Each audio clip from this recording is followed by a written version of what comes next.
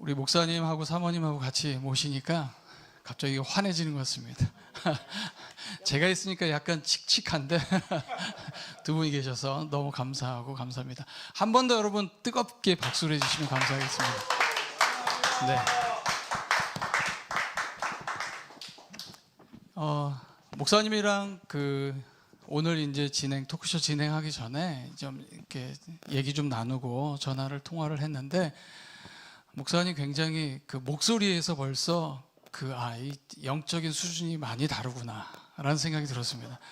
기도 많이 하신 분이시다라는 생각들이 들어서 그래서 정말 제가 이렇게 들으면서 굉장히 은혜롭다, 그리고 참 사신 믿음의 결들이 참 아름답고 좋으신 분이겠다, 이렇게 말씀 들어오면 알거든요. 그래서 우리 사모님하고 오늘 귀한 시간을 맡게 됐습니다. 우리 주 안에서 형제된 우리 백명훈 목사님, 신명 사모님 너무 반갑고 감사합니다. 네, 박수 같이 쳐주시죠. 네.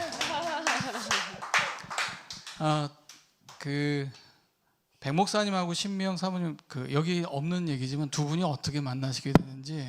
예. 그거요? 그거부터 합니까? 네, 그 얘기를 좀 들어보면 참 좋을 것 같아서. 예. 제가 이제 군목을 했는데요. 이제 군목을 하다가 이제 37살에 이제 제가 선을 한 100번 이상 봤어요. 네. 근데 이제 100번 이상 봤는데 그 얘기하면 또 길어진다. 하여튼 아주 세지는 않았는데요. 거의 애프터 신청을 못 받아가지고 제가 못 받든지 제가 또 가끔씩 거절하든지 해가지고 이제 하나님께 기도를 했죠. 하나님, 3번 만나는 여자랑 결혼하고 싶습니다. 이렇게 기도를 했어요. 그런데 하나님께서 이 사람이랑 3번 이상 만난 자매여서 37살에 만나서 38에 결혼했죠. 근데 37에 이제 그때 제가 우리 광주 성결교회 그때 목사님께서 이 사람을 소개를 해줘가지고 그렇게 만나게 됐습니다. 네. 네. 네. 요거는 이제 목사님 의견이고요. 사모님 의견하고 좀 다를 수 있습니다. 사모님 얘기를 좀 들어보고 싶은데, 사모님 어떻게 만나시게 됐고 어떤 마음이셨고 3번을 만난 이유를 좀 궁금해서 저는. 이 방송은 나가나요? 네, 지금 아마 전 세계로 다 나갈 것 같습니다. 예, 사모님, 네, 얘기 좀 해주시면. 네. 말씀하신 대로 저희 부모님이 광주성결교회 지금은 다른 지방으로 가셔서 안 다니고 계신데, 그때 당시에 이제 다니시면서 저희 집에 신방을 오셨었어요. 근데 이제 제가 그때 당시에 좀 특별하게 저도 신대원을 다니면서 졸업반에 있는데 이제 목사님이 저를 보시고 좋은 형제가 있는데 이러면서 저한테 이렇게 얘기를 해주시고 가셨었어요. 같이 이렇게 신방을 받으면서. 그래서 그 목사님이 이제 몇 날 몇 시에 날짜까지 정해주셔가지고 교회로 와라. 교회에서 목사님과 그 사모님과 저에게 넷이서 만나게 됐죠. 그래서 처음에는 왜 둘이 이렇게 만나지 않고 왜 그 바쁘신 목사님이 시간을 이렇게 특별히 내서 점심까지 사주시면서 이렇게 만나지? 제가 먼저 갔어요. 우리 목사님이 안 오시고. 근데 제가 깜짝 놀랐잖아요. 자매들이 이렇게 애프터 신청하기가 진짜 어려웠겠다. 예. 처음에 이렇게 걸어 나오는데 저는 이분이 저를 소개시켜 주신 분이 아닌 줄 알았어요. 그냥 목사님을 만나러 온 어떤 형제인가 보다. 저기서 멀리서 걸어오는데 이제 관심도 없고 도대체 목사님이 소개시켜 준다는 분이 어디 있지? 근데 그분이 목사님 옆에 앉는 거예요. 네. 왜냐하면 정말 이렇게 양복을 이렇게 말끔하게 입고 온 게 아니라 정말 군복을 이렇게 입고. 그러셨군요. 네, 저는 이제 군복이라는 단어를 이해를 못해서 그래도 양복은 입고 나오시겠지 이랬는데 군복을 입고 나오셔가지고 네, 그런 첫인상이 있는데 아무튼 하나님의 은혜로 여기까지 오게 됐습니다. 네. 네, 감사합니다. 네. 목사님 굉장히 긴장하라고 하는 얘기가 아니라 사실은 이렇게 아이스 브레이킹 하려고 제가 끄집어냈는데, 예. 근데 남자들은 생각들이 그렇습니다. 이 제복을 입은 것을 굉장히 여성분들이 좋아한다라고 하는 착각 속에 약간 있습니다. 그래서 제복을 입고 나타나는 모습들을 굉장히 중요하게 생각들을 아마 목사님도 하셨고, 저도 군복 입고 제복을 입고 나면 그 여자친구나 아니면 이렇게 상대자가 되게 좋아할 거라 생각했는데 사실은 좀 아닌 데가 상당히 많이 있었다. 근데 목사님도 이제 하셨는데 어쨌든 중요한 거는 3번을 만나셨다는 겁니다. 예, 사모님이 마음 깊이 생각하시고 만나셨다는 거고, 예, 좋은 가정을 이루었다는 것입니다. 네. 아니, 목사님 혹시 말씀하시고 혹시 아니 이제 보통 여자들이 이건 중요해요. 보통 여자들이 기도하겠다고 헤어지거든요. 그럼 이제 보통 그 얘기는 기도하겠다는 뜻은 다 만나기 싫다는 뜻이잖아요. 네. 기도를 실제 안 하거든요. 예, 그래서 대부분 기도를 거의 뭐 저 기도하겠습니다 이렇게 하고 헤어져요. 그 내가 목사다 보니까. 그런데 이제 이 사람은 정말 기도를 했어요. 그래서 하나님께서 이렇게 응답을 해주셔갖고 저를 이렇게 구제하게 됐죠. 네. 제가 자폭을 그래서 감사히 생각합니다. 네, 네. 목사님 참 두 분이 그 에피소드가 사실은 들으면 더 많이 얘기 나오실 것 같은데 오늘 사실은 시간 관계상 여기까지 듣고, 목사님의 저는 제가 이렇게 목사님 목소리 듣는 거하고 또 얘기하시는 거라고 조금 다른 부분도 있어서 목사님의 목회자의 소명에 대해서 한번 들어보는 시간을 갖고 싶은데, 목사님 목회자의 소명 한번 얘기 좀. 저는 이제 목회자의 가정에 태어났어요. 그래서 이제 저희 아버지하고 어머니가 이제 서울신대 신학과 선후배 사이거든요. 그래서 아버지가 4학년 때 어머니가 1학년 때 이제 만나셔가지고, 저희 어머니가 이제 참고적으로 이제 저희 아버지는 키가 156cm고 어머니는 165cm예요. 예, 그래서 저희 아버님 이제 김선임 목사님 아실 거예요. 네, 아시죠? 예. 그래서 이제 저희 어머니하고 아버님하고 이제 결혼을 어머니가 신학교 4학년 때 결혼을 하셔가지고 저를 임신한 상태에서 신학교를 다니십니다. 그때 저희 어머니가 충정로에서 이제 부천으로 학교가 이전을 했는데요. 그래서 이제 저랑 같이 학교를 같이 다니셨죠. 그리고 이제 2월 달에 졸업을 하시고 저를 3월 달에 낳으세요, 어머니가. 그래서 이제 우리 어머님이 맨날 그러셨어요. 야, 우리 아들은 정말 믿음이 좋겠다. 나랑 같이 신학교를 같이 다녀서 이제 그런 말씀을 하셨거든요. 근데 사실은 저는 그러지는 못했어요. 왜 그러냐면 제가 이제 제 동생이 피아노를 치거든요. 그래서 지금 이제 서울신학대학교 교수인데 우리 동생이, 그 동생하고 저하고를 이제 아버님이 강원도에서 목회를 하시다가 저를 이제 서울로 유학을 보내요. 소위 말해서. 그래서 제가 학교를 이제 이쪽 강남에서 이제 강남 8학군이라 그래서 제가 이제 역삼중학교, 경기고등학교 이렇게 나왔거든요. 그래서 이제 제가 여기를 좀 아는데, 하여튼 고등학교, 중고등학교를 여기서 보내요. 그런데 중요한 거는 그때 제가 이제 삼성동에 있었는데 교회를 잘 다니질 않았어요. 중고등학교 때 심한 신앙적 방황기를 거치게 되는 거죠. 그래서 예수님을 부인하게 되고 또 동정녀 마리아 탄생도 안 믿게 되고, 그러면서 저희 어머니가 자기가 신학교 때 나를 임신해갖고 태어난 아들인데 이놈 새끼가 맨날 나는 예수님 못 믿어요, 예수님 믿어지지 않아요, 맨날 그러니까 어머니가 그냥 너무 속상해 하시는 거예요. 그래서 강원도에서 매주일 반찬을 하러 그 강원도에서 오셨다가 저희 그런 모습을 보고 막 너무 맨날 우시고 돌아가셨어요. 그래서 저는 이제 중학교 한 2학년 때부터 한 4년 정도를 교회 생활을 안 합니다. 그러다가 이제 고3 때 저희 아버지가 원주에 있는 이제 교회도 오라고 했어요. 그래서 세례를 받으라고 한 거예요. 근데 저는 그때 당시 예수님을 신앙적으로 고백하지 않았거든요. 저는 예수님이 믿어지지 않았어요. 그 아버지가 이제 92년도에 고3 때, 야, 내가 너 세례를 받아야 된다. 그러니까 아버지 저는 세례 못 받겠습니다. 아니, 나는 예수님이 나의 구세주도 고백되어지지 않은데 내가 어떻게 받습니까? 그때 아버지가 니 지금 무슨 소리 하나? 다 지금 예수님, 너 목사 아들이고 너 받기도 했는데 막 그래서 이제 실랑이를 벌이다가 제가 세례를 받았어요. 근데 제가 세례를 받는데 문답을 하잖아요.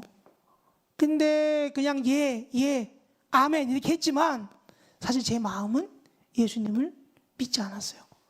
목사 아들로 태어났지만 또 저희 어머니도 목사지만 저는 예수님을 고백하지 않았습니다. 그리고는 이제 저는 대학교를 이제 갔어요. 대학교는 당연히 이제 저는 일반대를 갔죠. 그래서 영어 영문학을 했는데 제가 이제 예수님을 만난 게 언제냐면 대학교 2학년 때, 대학교 2학년 때 이제 부흥회가 있었습니다. 96년 2월에 그때 제가 부흥회 때 예수님을 만나요. 성령님을 만납니다. 제가 그동안 막 방언 체험, 막 성령 체험 한 번도 못했어요. 근데 그때 부흥회 때 하나님 앞에서 철저하게 눈물로 회개하고 그리고 예수님을 만나게 되고 성령 방언 체험하게 되고 그리고 제가 거기서 예수님을 만나요. 그리고 회개를 시켜줬어 하나님이.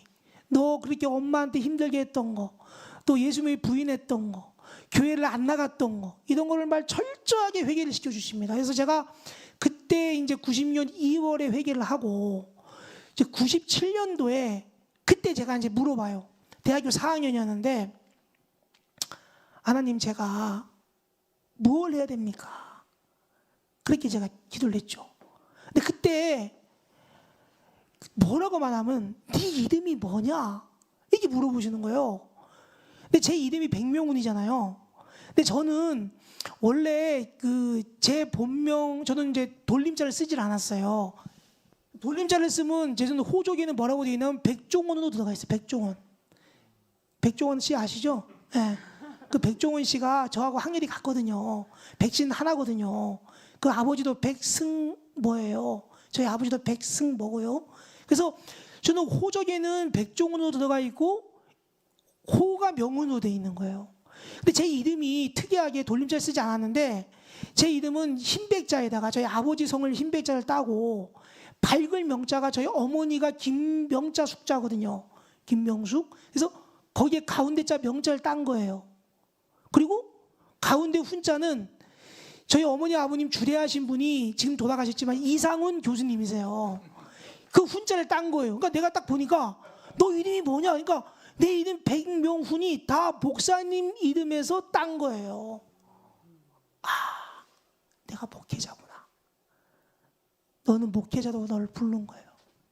그래서 제가 그때 알고 깨닫고 내 이름을 다 해석해 주시고 너는 목회자 길 걸어가야 된다. 그래서 제가 이제 대학교 4학년 때 아버님한테 아버님 저 목회자 길 걸어가겠습니다. 근데 우리 아버님이 반대하시는 거야. 나보고 너 아니어도 목회할 사람 많다. 너는 목소리가 특이하다. 너는 얼굴이 못생겨서 안 된다. 너는 그래서 목회하면 안 된다. 요즘 목회자들 다 키도 크고 잘생기고 다 이래야 된다. 우리 아버님이 너 아니어도 목회할 사람 많다. 그래서 제가 아버님한테 아버님 저는 아버지가 반대해도 하나님이 저를 부르셔서 저는 목회 길을 걸어가겠습니다. 그렇게 하고 제가 서울신대 신대원을 가죠. 신대원 졸업하는 날 우리 아버님이 또 말씀하셨어요. 너 지금 후회하지 않냐? 너 후회해도 지금에 늦지 않다. 근데 저는 아닙니다, 아버님. 그래서 지금까지 목회 길을 걸어오고 있습니다. 감사합니다. 제가 볼 때는 아버님 백 목사님께서 고도의 전략을 쓰신 것 같습니다. 반대로 얘기하면 반드시 나아갈 거라고 믿고 계셨고 의지하고 계셨고 그렇게 갈 거라고 봤기 때문에 아마 그렇게 얘기하시지 않았을까 생각이 듭니다. 너무 귀한 말씀이었습니다.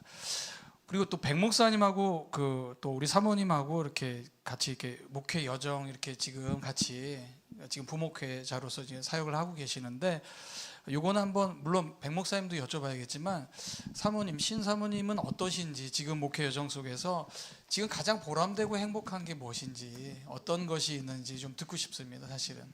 네, 저는 사실은 우리 목사님을 만나기 전에 이미 하나님의 부르심을 받고 제가 신대원에 다니고 마지막 졸업하면서 이제 결혼을 했기 때문에 저는 이 하나님에 대해서 말해주고 하나님이 어떤 분이고 하나님 우리 안에 어떤 일을 하시고 그 하나님에 대해서 이야기를 정말 많이 해주고 싶었어요.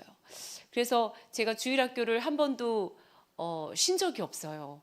그래서 저는 사실 세 번째 질문이 이제 사모님에 대는데 저는 하나님이 저는 사모로 저를 그 오랜 세월 동안 사모의 자리를 거의 두신 적이 없더라고요. 제 친구랑 이렇게 사모 친구들이랑 대화를 하면 야 너처럼 사는 애가 없어 이렇게 말을 들을 정도로 제가 원해서 그런 게 아니거든요. 그래서 하나님이 왜 나를 그렇게 아이들을 가르치고 복음을 전하게 하고 하나님에 대해서 이야기하게 할까? 제가 이 주일학생들을 만나면서 이렇게 우리 목사님을 만나기 전에도 이제 전도사로 있으면서 아이들과 복음을 전하는데 아이가 제가 이제 그 교회를 이제 떠나오겠다고 선생님들이 미리 얘기를 했나 봐요. 어떤 7살짜리 남자아이가 편지를 써가지고 왔어요. 그 편지를 제가 잊을 수가 없어요. 전도사님, 저희를 그동안 사랑해 주셔서 감사해요. 그 사랑을 알았던 거예요, 이 아이가. 전도사님 건강하세요. 이게 다죠. 7살짜리가 쓸 수 있는 수준에. 근데 제 마음에 이 아이가 내가 사랑해 준 게 아니라 내가 전하는 그 복음의 사랑을 느꼈구나. 전 굉장히 마음에 큰 감동을 받았고요. 또 다른 교회에서 이제 가서 복음을 전하는데 그 4학년짜리 여자아이였던 걸로 제가 기억해요. 4, 5학년이면 보통 여자아이들이 사춘기이고 아주 새침할 때거든요. 그 생긴 것도 굉장히 새침하게 생겼던 아이예요. 예쁘고 공부도 잘한대요, 엄마가. 근데 그 아이도 제가 이제 떠나온다고 선생님들이 미리 얘기했나 봐요. 그래서 막 야, 너 집에서 편지 써와. 근데 그 아이의 편지를 열어보는데요. 제가 눈물을 흘리지 않을 수가 없어요. 그 아이가 뭐라고 적었냐면 저는 원래 하나님을 알지 못하고 믿지 않는 아이였어요. 그런데 전도사님이 전해주는 그 하나님 이야기를 듣고 제가 하나님을 믿게 됐어요. 라고 쓰는데 제가 너무 큰 감동이 오는 거예요. 아 그렇구나. 내가 이 복음을 전할 때는 알지 못했지만 이 아이들이 나와 1년, 2년 이렇게 하면서 하나님을 알게 되는구나 하는 그 마음 때문에 그 편지 2장이 제가 어떤 힘든 일이 있어도 자꾸 아이들을 만나면 집에서 이러고 쓰러져 나가거든요. 그런데 아이들을 보면 제가 아픈 것도 잊어버리고 제가 몸살 난 것도 잊어버리고 다 잊어버리고 그 아이한테 어느샌가 그 한두 시간을 만나는 그 아이한테 제가 온 열정을 다하고 있는 거예요. 네. 그래서 이 아이들을 하나님이 이렇게 다음 세대가 지금 다른 세대가 돼가고 있다고 염려하는 이때 난 정말 이 아이들이 다른 세대가 아니라 복음의 세대로 나는 끝까지 복음을 전하고 싶다 이런 내 마음이 굉장히 강합니다. 아멘입니다. 제가 늘 느끼는 거지만 정말 훌륭하신 목사님들 곁에는요 죄송하지만 더 훌륭하신 사모님이 계시다. 저는 김성령 목사님 정말 훌륭하고 존경하거든요. 저는 사모님이 더 훌륭하고 존경합니다. 아멘. 아니 진짜 백 목사님 참 좋은 분이시다라는 걸 통화를 통해서 전화 통화를 통해서 느꼈지만 사모님 더 훌륭하시다. 네, 그 믿음의 그 갖고 있는 그 구력이라고 하는 것들이 굉장하시다라는 것들을 느낄 수 있었습니다. 너무 감사하고요. 그 목사님 그러면 또 목사님의 그 지금 사역에 있어서의 가장 보람된 일들을 얘기를 해주시고 같이 얘기를 나눠주셔야 되는데. 예, 짧게. 예, 저는 이제 길게 하셔도 됩니다. 예, 저는 이제 특이하게 이제 원래는 이제 제가 신학교를 안 나왔기 때문에 이제 군복으로 갈 수가 없었어요. 그래서 저는 먼저 일반 병사로 입대를 먼저 합니다.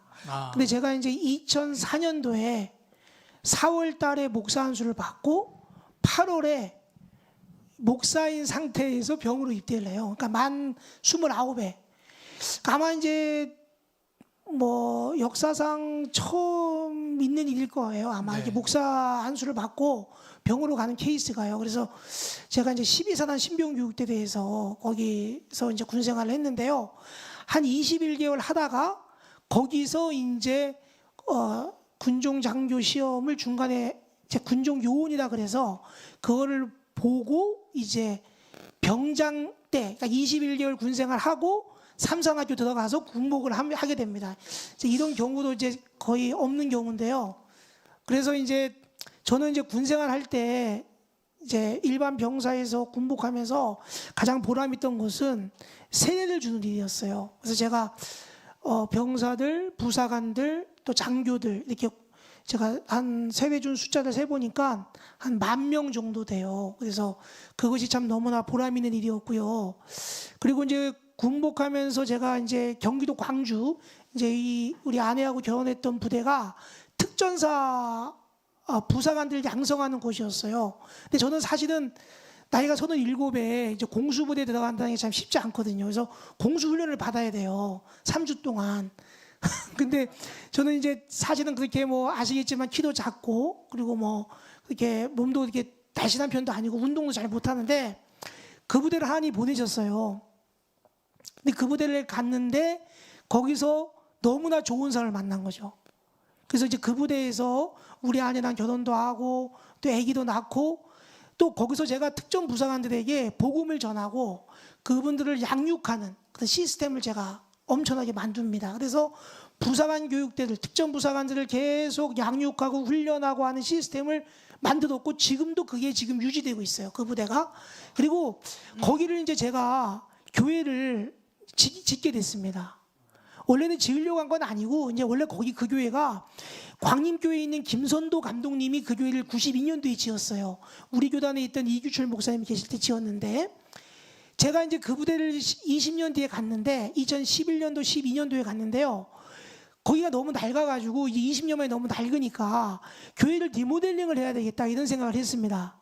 근데 이제 김정성 목사님이 오신 거야. 근데 김정성 목사님 오시더니 저는 그러니까 겸손하게 리모델링 하는데 한 4억 정도가 필요합니다. 이렇게 말씀했더니 이분이 감동을 받으신 거지. 왜냐하면 막 비행기도 한번 태워주고 막 특전 부사관들 막 강화하는 거 보여주고 막 이렇게 나도 한번 뛰고 이렇게 하는 거 보더니 이분이 아이 목사님 내가 이거 새로 지을게요. 이래가지고 그 교회를 짓게 됐어요 제가. 그래서 이제 그분이 그때 이제 광림교회가 뭐 성교관도 짓고 되게 힘든 순간이었음에도 불구하고 그분이 서울신대 출신이거든요.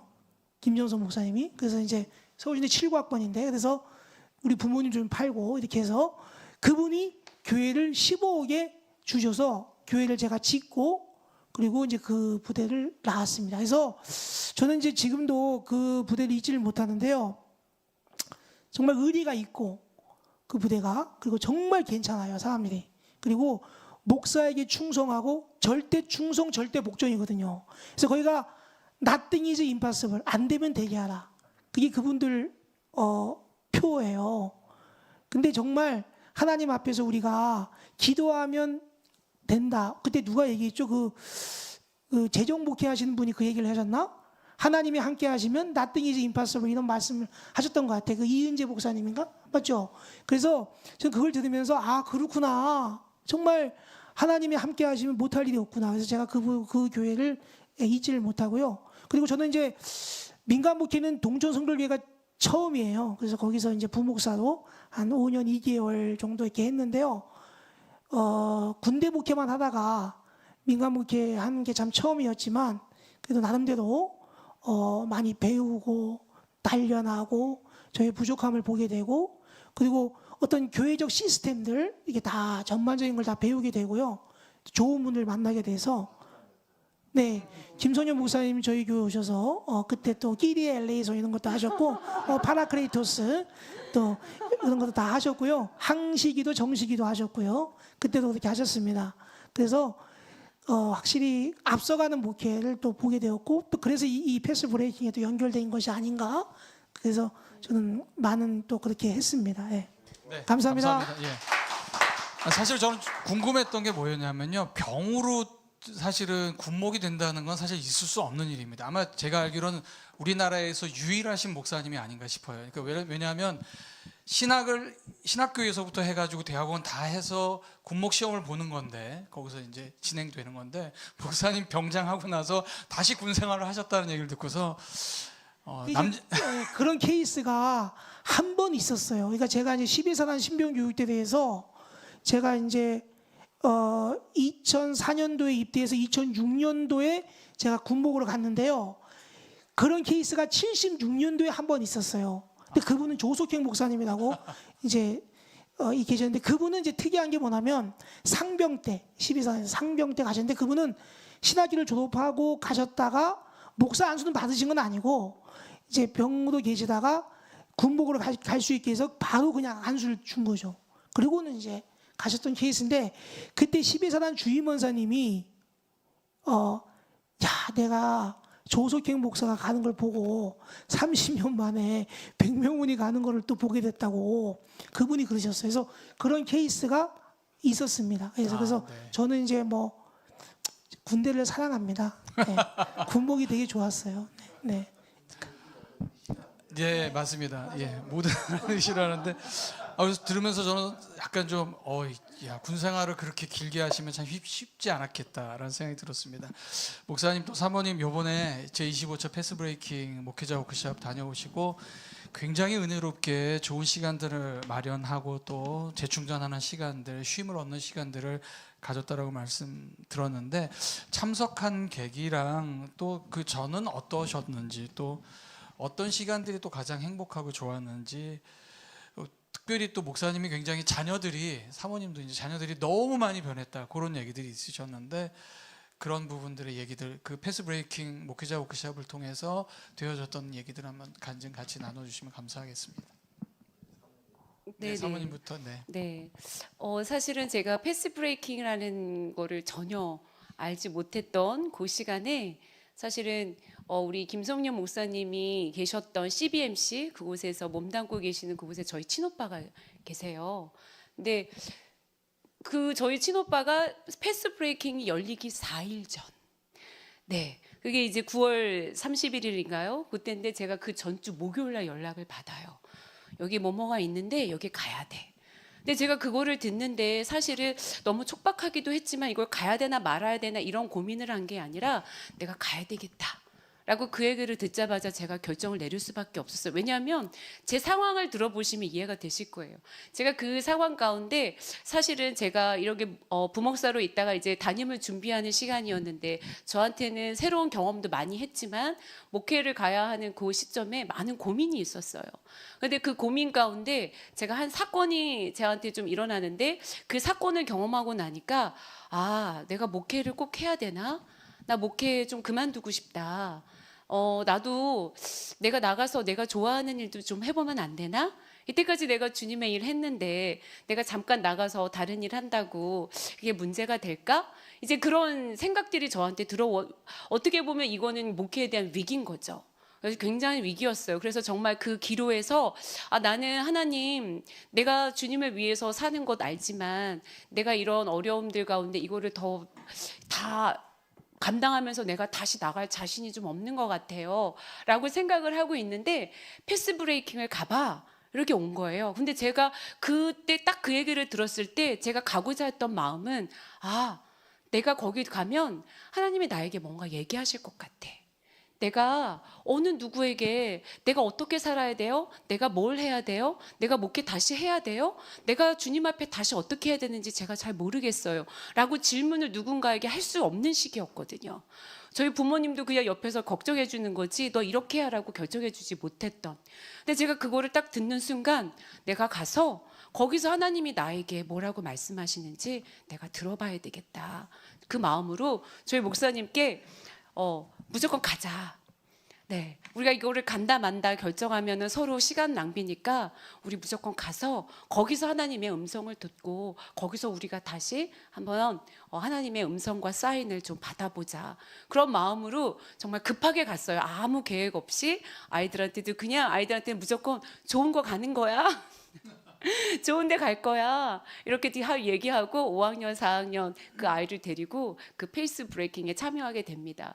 사실 마음이 정말 간절했던 터라서 거기서 앞에서 정말 좋은 성악가 노래 불러주시고 악기 정말 저는 그 기타리스트가 누군지도 몰랐는데 옆에서 가르쳐 주더라고요. 정말 유명하신 장하은. 분은. 네. 저는 아무 그런 상식도 없이 정말 주님을 위해서 살겠다고 그렇게 살다가 어려움을 만나니까요. 그런 게 저희 귀에 안 들어오긴 처음이에요. 네. 내가 어떻게 앞에서 저렇게 아름다운 목소리와 훌륭하게 공연을 해주시는데 제가 되게 의아했어. 어떻게 저게 내 귀에 안 들어올 수가 있지? 제 자신이 굉장히 슬프더라고요. 그 음악을 듣는데 왜 저 소리가 왜 내 귀에 아무것도 들리지 않을까? 네, 그리고 이제 시간이 지나갔어요. 근데 최일도 목사님, 이은태 목사님, 올리브나무 교회, 우리 또 김성년 목사님이 원리 목회, 제 귀에는 그런 것만 들어오는 거예요. 최일도 목사님이 삶으로 살아내신 이야기가 얼마나 도전이 되고 저렇게도 사시는데 내가 겪은 건 아무것도 아니구나. 올리브나무 교회 여성으로서 정말 대단하다. 하나님이 하시면 하시는 거구나.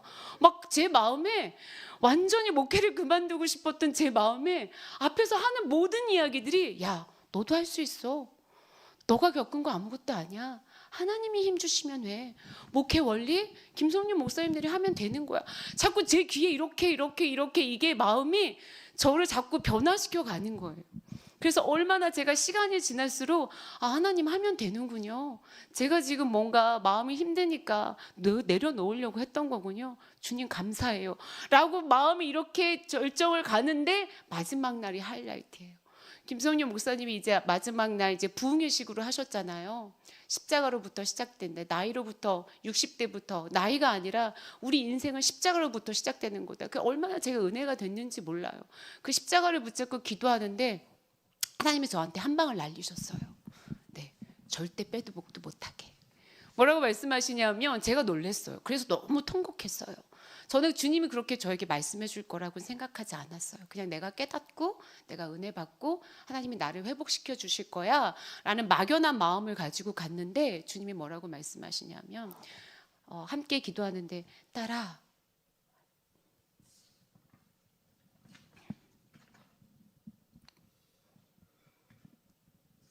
내가 다 할게.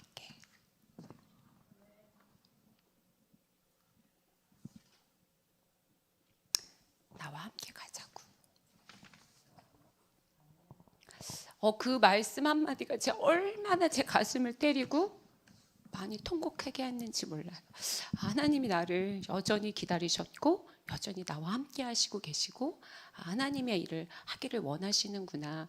제가 그때 마음을 굉장히 많이 돌이키고 집에 돌아가서 정말 제 쓰러져 있던 몸을 다시 일으키고 주님 앞에 나아가려고 굉장히 애썼던 시간을 가졌습니다. 네, 박수로 감사합니다. 근데 이제 문제는 목사님, 백 목사님도 어떤 마음이셨는지 궁금하고 그 얘기들을 좀 같이 아이들도 얘기를 좀 들어보고 싶고요. 목사님 예. 굉장히 많이 얘기하셨거든요, 저에게. 네네. 이제 저는 이제 그때 안신년을 목사님 주셔가지고 이제 이제 워드 바이 하트라고 이렇게 말씀을 이렇게 마음에 담는 훈련이 있었어요. 이게 이제 하와이 코나에서 했던 그 이제 세컨더리 스쿨로 DTS 끝나고 난 다음에 하는 스쿨이었는데요.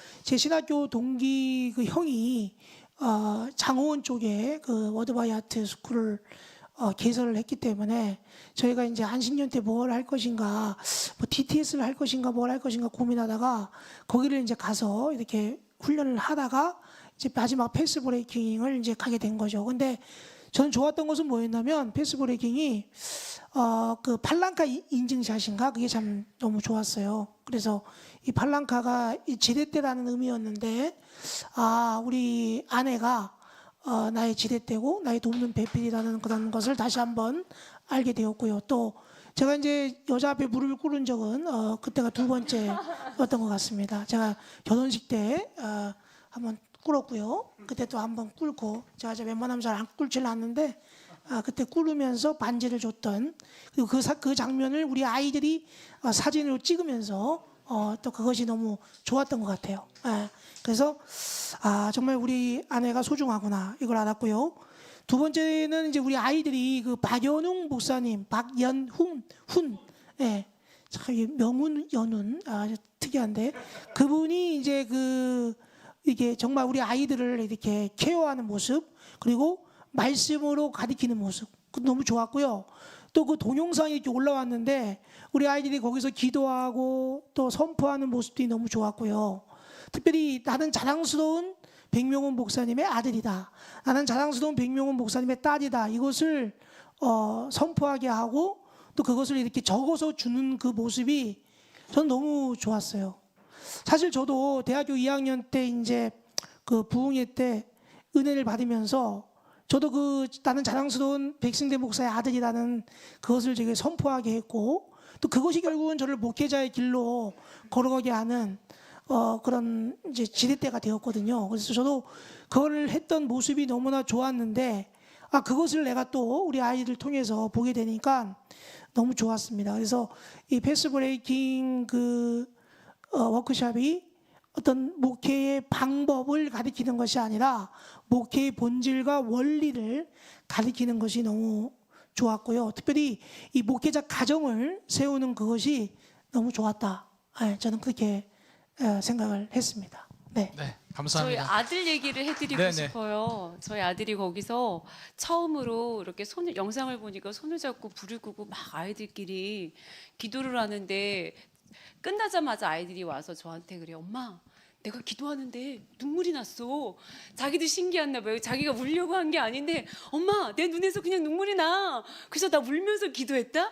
우리 아이들은 학교 가서 1등 했어라기보다 자기 신앙의 그런 얘기를 하면 제가 좋아하기 때문에 그거를 늘 먼저 이야기하는 애들인데 그거를 막 잘한 삼아서 얘기를 하는 거예요.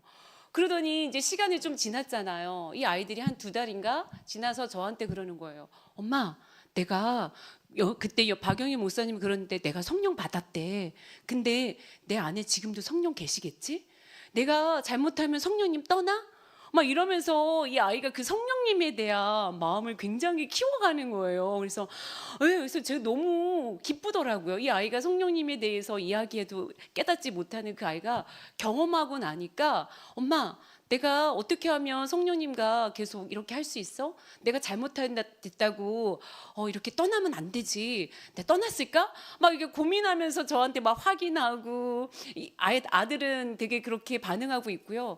저희 딸 같은 경우는 제가 거기서 저한테도 큰 변화가 있었지만 우리 딸은 저에 대한 오해가 있었어요. 엄마가 키우면서 제가 좀 엄하게 키우다 보니까 이 엄마가 나를 이렇게 했어라는 그거를 아무리 제가 미안해, 이제 용서해줘, 엄마는 다시는 안 그럴 거야, 달래고 얼래고 사탕 주고 용돈 주도 안 되더라고요. 네, 별 방법을 써도 이 아이의 마음에 엄마는 나한테 그렇게 가혹했던 사람, 이게 잊혀지지가 않나 봐요. 그래서 이게 고민이었거든요. 저한테는 어떻게 이 아이의 마음을 풀어줄 수 있을까? 근데 그 박연우 목사님과 그 누구 다른 한 분이 계셨는데 이 아이와 함께 케어하고 상담하면서 엄마 그런 사람 아니야라고 오해를 풀어줬더라고요. 네, 계속 물었대요. 우리 딸한테 혹시 엄마가 너 그렇게 함부로 했어? 아니요. 그러면 엄마가 너를 이렇게 말하는 함부로 어디 엉덩이 말고 다른 데 때렸어? 아니요. 그럼 엄마가 너한테 뭘 심하게 했니? 아니요. 물어보는 것마다 다 아닌 거예요. 그러니까 이분들도 엄마가 그런 사람이 아니라는 오해를 풀었고 우리 딸도 얘가 아니라 아니요 하다가 이상하네. 자기가 오해했던 걸 깨달은 거예요. 그래서 저한테 마음을 확 열고요. 지금은 사춘기지만 그전에는 제가 우리 딸한테 우리 뭐 좀 할까 이러면 무조건 싫어부터 해요. 싫어. 엄마가 말했으니까 싫어. 근데 지금 요즘에는요. 제가 이렇게 뭐 하자 그러면 엄마 제가 말하는 소리에 알았어. 이렇게 반응을 하고 그 부정에 대한 엄마의 거절감에 대한 그게 거의 90% 이상 사라졌어요. 그래서 패스 브레이킹 우리 가정을 살리기 위해서 하나님이 보내셨다. 제가 얼마나 감사하고 있는지 모릅니다. 네, 패스 브레이킹 목회자 워크숍이 사실은 목회자 워크숍뿐만 아니라 아이들까지 케어되는 워크숍이기 때문에 참 너무 귀하고 중요하다라는 생각이 들고 박연훈 목사님께서 굉장히 아이들을 어떻게 하면 영적으로 깨울 수 있을까 고민하고 기도하면서 정말로 한국 교회 안에서 그 어린 아이들의 영성을 키우는데 굉장히 지금도 열심히 기도하시는 목사님이기 때문에 이번에 아이들에게도 굉장히 큰 시간들이 되었지 않았을까라는 생각이 듭니다. 여러분 다시 한번 박수로 감사합니다. 목사님 또 사모님 얘기하다 보니까 목사님 또 이렇게 또 아침마다 말씀 묵상이 계속 패스 브레이커들에게 이렇게 계속 진행되는 그리고 카톡으로 전송되는 것들 목사님 굉장히 남다르게 또 은혜를 체험했다라고 말씀을 해주시는데 그 얘기도 한번 목사님과 같이 얘기 좀. 네, 어느 날 이제 제 아내가 우리 박용주 목사님께서 보내주시는 그 말씀 묵상이 너무 좋았다고 그 얘기를 저한테 하더라고요. 그래서 제가 이제 그런 얘기를 했어요. 이거 내가 당신한테 큰 비밀을 한번 알려줄까 그랬더니 무슨 비밀이냐. 그래서 제가 이거 동행 365 그걸 보내는 것 같아. 그랬더니 우리 아내가 에이 설마 그러려고요 이러는 거예요. 그래서 내가 아니야, 내가 그 배달 첫째의 그 그림 같은 거 보내고 그 그림이 10월달의 그림과 12월달 그림이 달라. 그리고 내용이 그런 것 같아서 제가 서로 우리 둘이서 이렇게 같이 봤더니 동행 365를 이제 보낸 게 맞더라고요. 근데 제가 그 동행 365를 보면서 또 이 참 성경 고전 일상 명화 이 네 가지를 이렇게 순환적으로 하는 그 묵상이 너무 좋았고요. 제가 그 책을 한번 이렇게 봤어요. 봤더니 그 책이 뭐라고 돼 있냐면 그 천천히 꾸준히 즐기면서 그리고 주님과 함께 동행하는 패스 브레이커에게 보낸다는 그 문구가 이렇게 써 있더라고요. 그래서 제가 그렇구나. 이 동행 365라는 그것이 정말 어떤 우리를 전인적으로 골고루 성숙하게 만들어주는 그런 장점이 있고, 그리고 이것을 통해서 내가 매일 말씀 묵상을 하게 되고 또 정시기도, 항시기도, 또 쉬지 않는 기도, 또 성령님과 동행하는 그런 은혜가 이 말씀 묵상에 있다고 제가 생각을 했고요. 요즘 이제 로마서 365, 1, 2, 3권이 나왔잖아요. 그래서 이 로마서 365, 1, 2, 3권도 이렇게 이런 식으로 좀 보내주면 좋겠다 이런 생각을 하게 되었고, 저도 이제 혹시 내가 교회를 맡게 되면 저도 그 교회에서 이걸 살짝 한성 공동체를 이름만 살짝 바꿔가지고 나도 좀 해야 되겠다 이런 생각을 하게 됐어요. 그래서 그걸 또 주보에다가 실을까 뭐 이런 생각도 해보게 되고, 그래서 하여튼 그 말씀 묵상이 정말 잔잔하게 우리에게 다가오는 그런 묵상이었고 또 성령님과 함께 동행하는 그런 귀한 시간이었다 이런 생각을 해보게 되었습니다. 네. 감사합니다. 끝으로 우리 또 목사님 사모님 그 한성 공동체에 대한 어떤 바람이라든지 이런 것들은 조금 더 좀 이렇게 더 특화되면 더 좋겠다라는 거든지 그런 바람들, 그리고 또 두 분의 목회에 있어서의 목회의 비전과 기도의 제목들이 있다면 같이 얘기 나눠주시면 이 시간 저희들도 같이 그 기도의 제목들을 같이 갖고 늘 같이 함께 기도할 수 있고 하는 시간들을 가졌으면 참 좋겠다라는 생각이 듭니다. 말씀. 네, 저는 이번에 패스 브레이킹 이거 참여하면서 제가 우리 김성령 목사님이 참 사람을 잘 세우고 그 사람의 강점을 참 잘 보시는구나, 이런 어떤 신뢰감이 제가 들더라고요. 그래서 이 한성 공동체가 저희 연약하고 부족하고 정말 아무것도 없는 저희까지도 이렇게 게스트를 세워주시고 이게 참 쉬운 일이 아닌 걸 제가 알기 때문에 이 공동체가 그런 일들, 다른 사람의 강점을 다시 바라봐주고 같이 칭찬해주고 같이 박수 쳐주고 이런 일들이 여기서 계속 일어난다면 저희 같이 연약하고 좀 힘이 없고 꿈을 잃어버리려고 했던 그런 사람들이 다시 그 불씨를 받아서 활활 타오르지 않을까라는, 그래서 그거를 부탁드리고 싶었어요. 이 일들을 계속해 나가주시기를. 네. 목사님, 목회 비전 또 목사님 네. 기도 제목도 기도 제목 나누면요, 우리가 한 번 해병되는 영원한 해병대다 이런 말이 있는 것처럼 한 번 패스 브레이커는 영원한 패스 브레이커라는 그런 생각이 들고요. 그리고 정말 인생 비전은 제가 이제 여기 오면서 그 패스 브레이킹 오피인가 그 책을 또 보게 됐어요.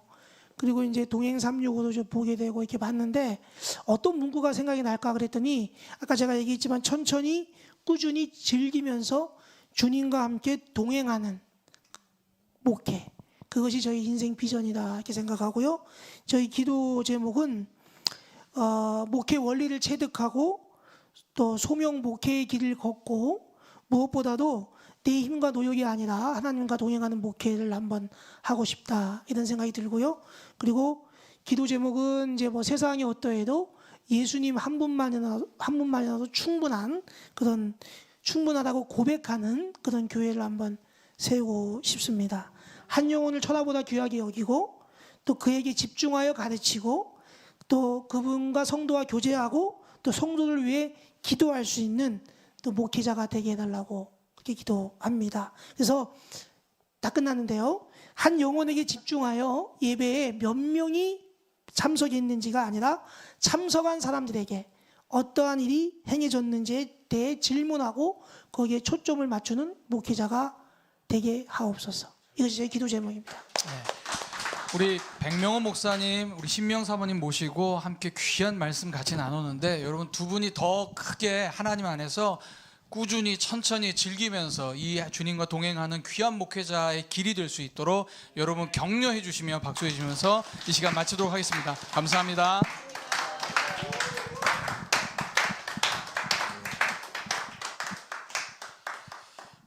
우리 백명훈 목사님은 내가 동두천교회 부흥회 갔을 때 뵀는데 그때 내 부흥회를 도와줬거든요. 그러니까 뭐 또 부흥 강사가 뭐 그 교회 부목사를 이제 친밀하게 교제를 하지 않으니까 나를 돕는 자로 이렇게 와서 잘 몰랐죠. 그래서 이번에 이렇게 패스 브레이킹을 하면서 이제 좀 알게 됐는데 중요한 게 그거더라고요. 지금까지 우리 백 목사님이 내가 보니까 실력도 있고 인품도 좋고 또 목회자 자녀이고 그래서 목회적인 역량이 100이라고 한다면 지금까지는 한 20도 제대로 발휘를 못했어요. 근데 이번 패스 브레이킹 목회 워크숍을 와가지고 그게 이게 피인 것 같아서 벌써 20%에서 벌써 50% 정도 올라온 것 같아요. 그 역량과 자신감이. 그래서 앞으로 이제 담임 목사님으로 가거나 하나님이 또 어떻게 인도를 하시든 간에 이제 그 목회 역량이 계속해서 60%, 70%, 100% 발휘하게 될 줄로 믿습니다.